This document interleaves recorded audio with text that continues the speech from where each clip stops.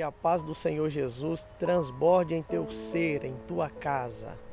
Carta que o apóstolo Paulo escreveu à igreja em Roma, Romanos capítulo 5, versículo 12. Pelo que, como por um homem entrou o pecado no mundo, e pelo pecado a morte, assim também a morte passou a todos os homens, por isso que todos pecaram.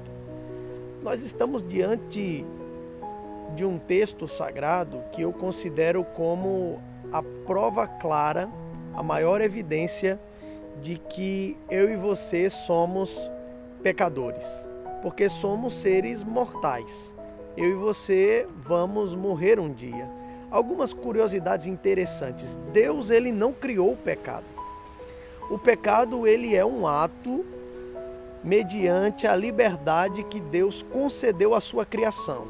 Um outro detalhe também muito importante, o pecado não se originou aqui na terra. Por incrível que pareça, o pecado se originou no céu.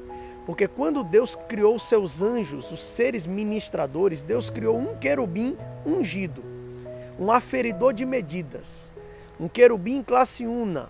Ele era responsável por reger louvor e adoração no céu, orquestrar a expressão de adoração dos demais anjos. Porém, a soberba se apoderou dele.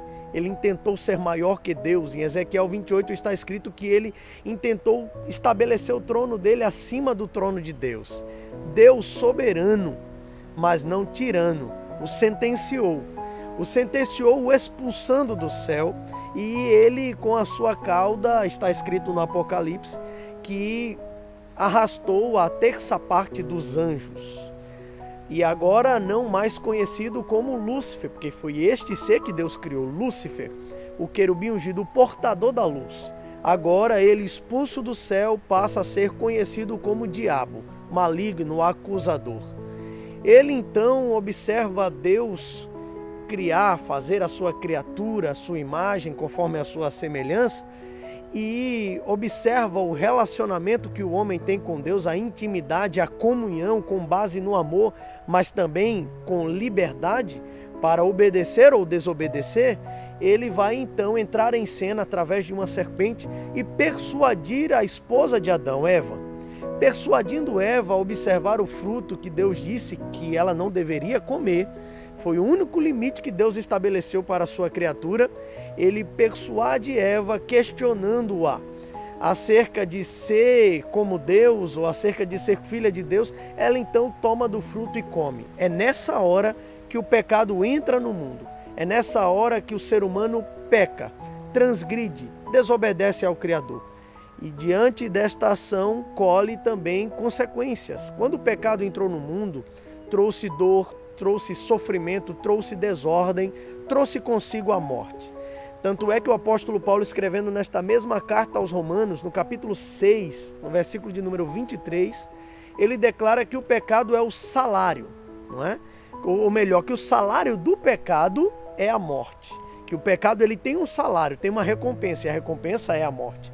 Mas Deus tem um dom gratuito, a vida eterna.